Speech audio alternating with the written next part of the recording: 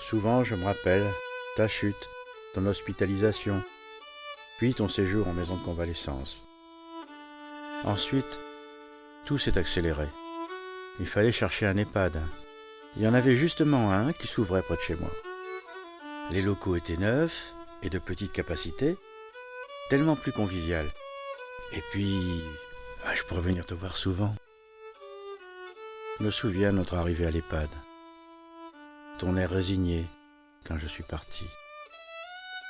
Comme j'étais triste moi aussi.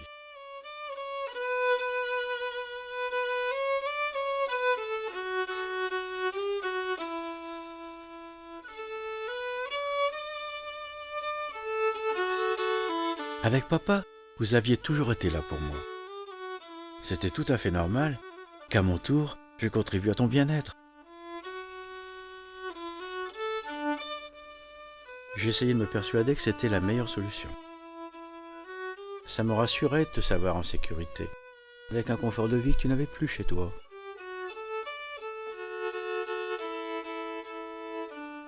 Tu allais te faire des amis, participer à des activités. Ce serait plus agréable pour toi. La réalité fut hélas tout autre. Je m'en veux encore aujourd'hui de ne pas avoir réussi à t'offrir la fin de vie que tu méritais, maman.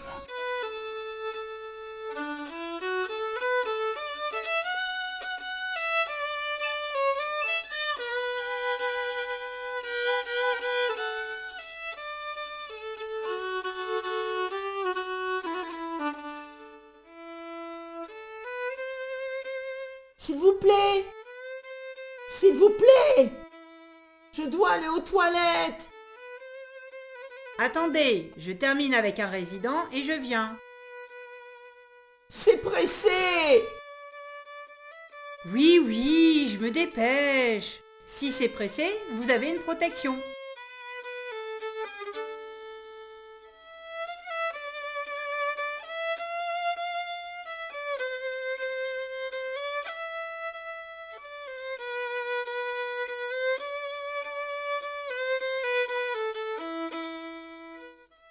Vous n'aimez pas?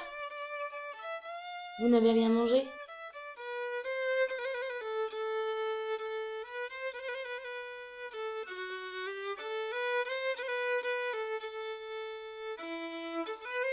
Comment vous vous appelez? Moi? Jeanne? Comment s'appelle cette dame? Regarde l'étiquette de son pull.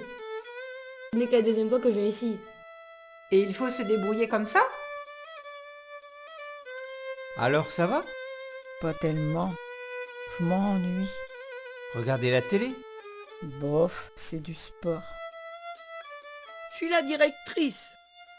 Vous êtes bien ici? Bonjour, madame.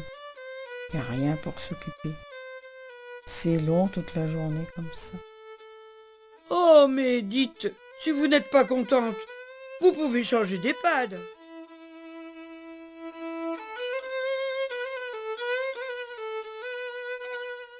Ah, bonjour.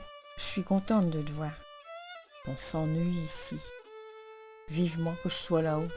Ne dis pas de bêtises. Elle a raison, vous savez. Moi aussi, j'en ai marre.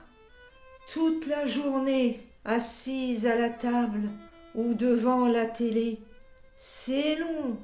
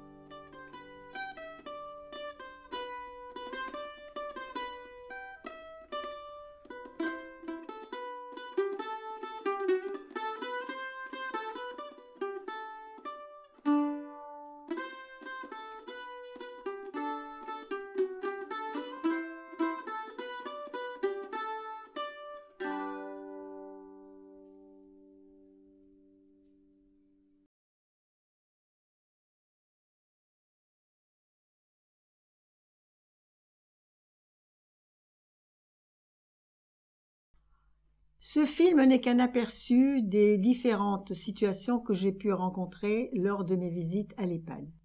Il faut dire que j'y suis présente depuis pas mal d'années déjà. Je me suis toujours préoccupée de l'animation. L'animation, c'est pour moi important. Ça peut même avoir un effet thérapeutique sur certains résidents. Et de toute façon, c'est bénéfique pour tout le monde. Il a fallu attendre plusieurs années avant qu'un poste d'animateur soit créé. Question de budget, paraît-il. Alors, certaines familles se sont mobilisées. La fille et le gendre d'une résidente ont suivi un stage pour intégrer l'association des Blues Roses. Ils sont ensuite venus un après-midi par semaine proposer diverses activités. Ils étaient très appréciés des résidents. Sans doute beaucoup moins de la direction qui ne leur a pas épargné affronts et humiliations. Ils ont donc, à leur grand regret, cessé de venir et interviennent désormais dans un EHPAD plus accueillant. Comportement tout aussi minable avec une autre famille qui venait régulièrement proposer une animation musicale ou la projection d'un film. D'autres intervenants extérieurs ont aussi contribué à l'animation. L'un avec des jeux d'antan, puis d'autres un chanteur, des danseurs, des saxophonistes, les enfants du centre aéré. Durant quelque temps, il y a eu une infirmière. Elle sollicitait les familles disponibles pour accompagner leurs parents. C'était bien souvent pour se rendre avec d'autres résidents et le personnel au square proche de l'EHPAD.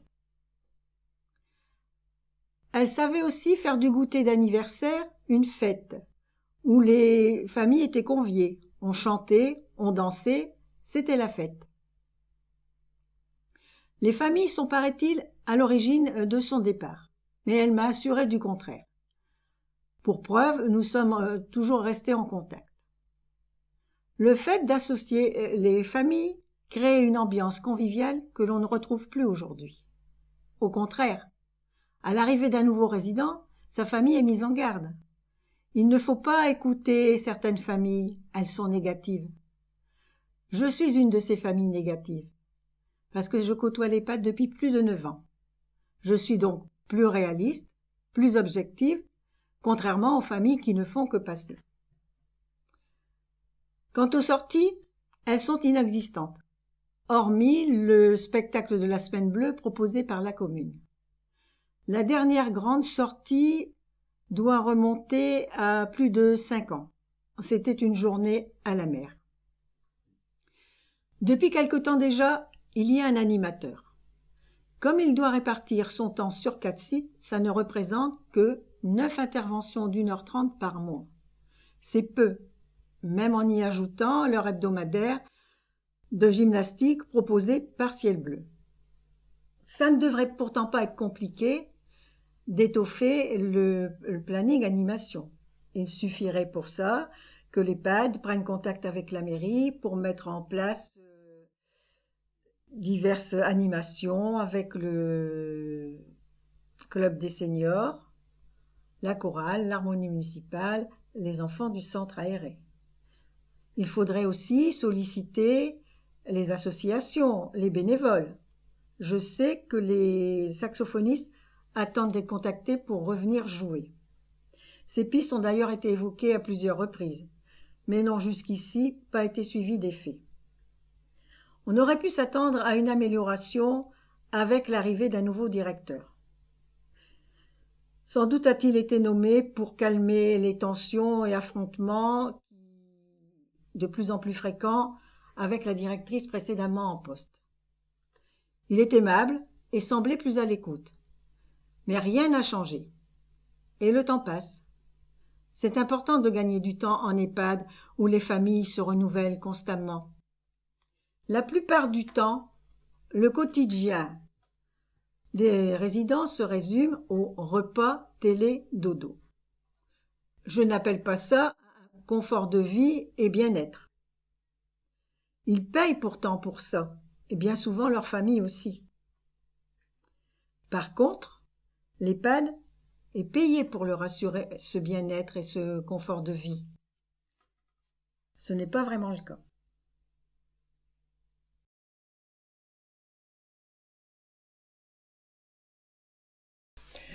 Bien, alors par rapport à ce film, qui au niveau technique est déjà une prouesse assez intéressante, je voudrais aussi m'attarder sur la pertinence du contenu, parce qu'on en sort quand même très touché, profondément touché, et je me suis posé la question de savoir si les spectateurs de ce film n'allaient pas se poser la question du pessimisme qui sort de la fin, et entre autres d'un certain côté vintage donc du film. C'est-à-dire que on est au XXIe siècle et on peut se dire que aujourd'hui dans un EHPAD, ça n'a plus rien à voir avec les hospices du XIXe siècle.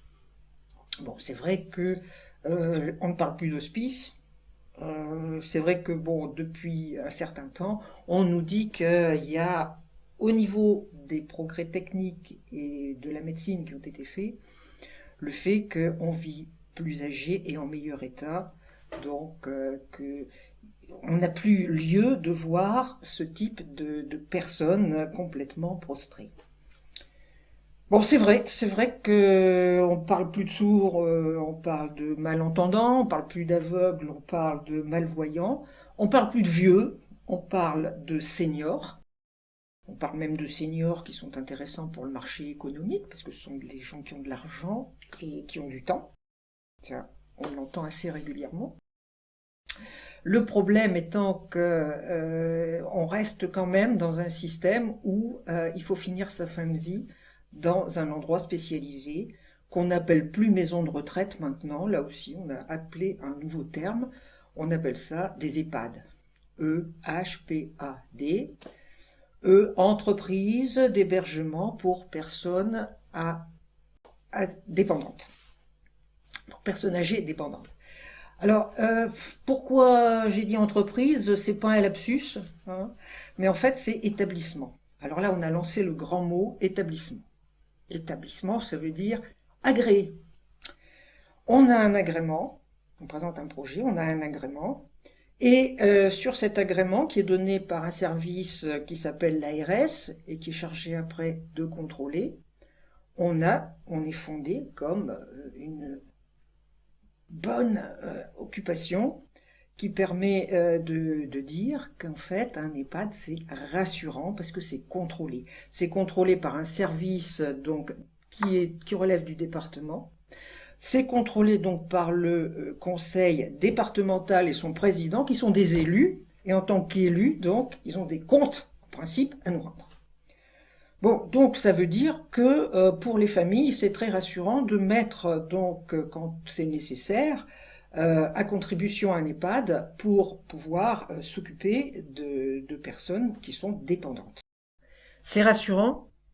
La preuve en est les factures mensuelles, qui dépasse d'un, voire de 2/3 déjà, les revenus d'une personne âgée.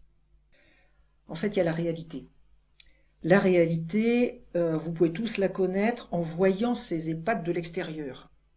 Alors on a une architecture recherchée, on a une jolie façade, à l'entrée, on a un sas d'entrée qui est très accueillant, et donc on a à ce moment-là la possibilité de se dire que vraiment il y a un effort qui a été fait pour accueillir les personnes. Si vous y entrez, c'est ce que vous avez vu dans le film, vous arrivez dans une grande salle et là on a les pensionnaires, non, dites les résidents, c'est plus classe. On a donc les résidents entreposés là dans la salle. Il y en a qui sont avachis sur eux-mêmes, il y en a qui dorment, il y en a qui sont là, qui ont le regard dans le vide. Et là, on a toute l'image de ce qu'est aujourd'hui l'EHPAD dans toute sa splendeur. Bon. Alors, à partir de là, de temps en temps, il y a quelqu'un qui passe, on le reconnaît, il a une blouse, donc c'est un membre du personnel. Et ce que vous avez vu dans le film, c'est exactement ce qui se passe, et c'est exactement ce qu'on peut vivre tous les jours quand on y est. S'il y a un résident qui demande, parce qu'il est personne dépendante, à être emmenée aux toilettes parce qu'il a un besoin pressant, on lui répond c'est pas grave, il y a une couche. Bon, à partir de là, on peut pas dire non plus que le personnel soit directement concerné, parce que souvent c'est un intérimaire qui est là, parce que les conditions de travail dans les EHPAD font que les personnels sont relativement souvent absents, qu'on y détermine un certain nombre d'accidents du travail, et les accidents du travail, le nombre des accidents du travail, c'est un indicateur des conditions de travail. Et donc on a souvent recours à des intérimaires qui, par rapport au personnel, ne connaissent pas non plus les personnes qui sont en face d'eux et font un petit peu ce qu'ils peuvent. Voilà. On peut pas parler de maltraitance dans la mesure où on n'essaie pas de nuire aux personnes, que c'est pas voulu. Moi, ce que j'emploie comme nom, c'est au moins de la non-bientraitance. Quoi qu'il en soit, quoi qu'on en dise, au niveau des EHPAD, cette non-bientraitance, elle existe aujourd'hui. On est bien en France, en 2017, c'est vrai, on est entré dans le 21e siècle c'est la deuxième décennie, et en France, en 2017, on a encore des EHPAD dans lesquels on cache des vieux, des seniors si vous voulez, mais qui sont là, donc de toute façon, derrière une façade où on ne peut pas intervenir. Et à partir de là, moi je dis, quelle est l'image que donne une société qui traite ses anciens de cette manière-là. Voilà. Je voudrais dire aussi qu'on est tous concernés par ce qui est décrit dans ce film. Aujourd'hui, 1 Français sur 5 a plus de 60 ans. Aujourd'hui, ce sont vos parents qui sont concernés. En 2050, ce sera 1 Français sur 3 qui aura plus de 60 ans. Ça veut dire que là, on est tous concernés d'ores et déjà et dès maintenant. Donc, il serait temps quand même qu'on arrive à une réflexion approfondie sur ce qu'est aujourd'hui la relation intergénérationnelle dans la société. Voilà. Et si ce film, qui au départ, pour moi, est une œuvre d'art, peut contribuer à cette réflexion, ce sera aussi un objet utile.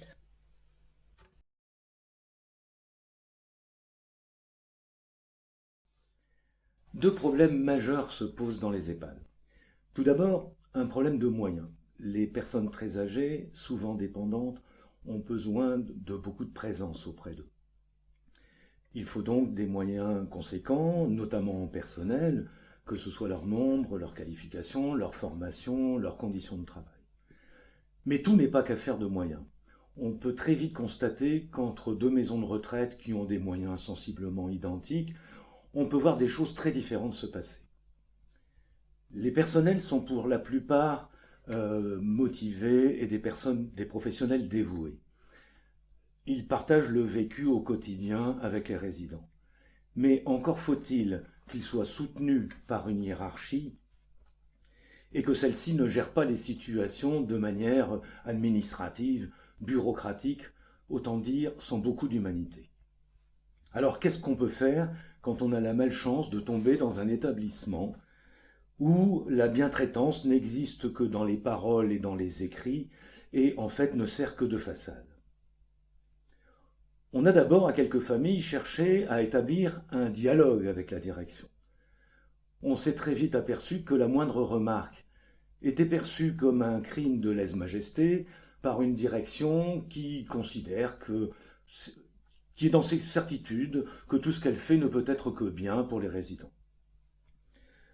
On sait alors, les dossiers de plainte de famille continuaient de s'accumuler, donc on s'est alors adressé à l'association qui gère cet établissement. Malgré des courriers recommandés, aucune réponse de la part de son président, simplement du mépris. Pire, des tentatives d'intimidation de la part du directeur général de l'association. Il y en a assez de ces familles qui sont toujours en train de se plaindre. Si ça continue, on fera le minimum légal. Voilà les réponses qu'on a obtenues. On s'est alors appuyé sur la loi, parce qu'il existe une loi importante, la loi du 2 janvier 2002, qui a pour mission en fait de renforcer les droits des usagers que sont les résidents et leurs familles, et qui prévoit plusieurs dispositions. Alors j'en ai retenu 3. La première, c'est que la loi prévoit l'existence de conseils de vie sociale. Ce sont des instances de concertation dont le but c'est justement de faire des propositions pour améliorer le fonctionnement d'une maison de retraite. Ce conseil de vie sociale est composé d'élus des résidents, d'élus des familles, d'élus des personnels, pour que tout ce petit monde puisse dialoguer ensemble et faire ses propositions. De fait, ce qu'on s'est aperçu, c'est que dès qu'on a abordé la moindre remarque au conseil de vie sociale, dès qu'on a soulevé un problème, on a compris qu'on dérangeait. On était des empêcheurs de tourner en rond.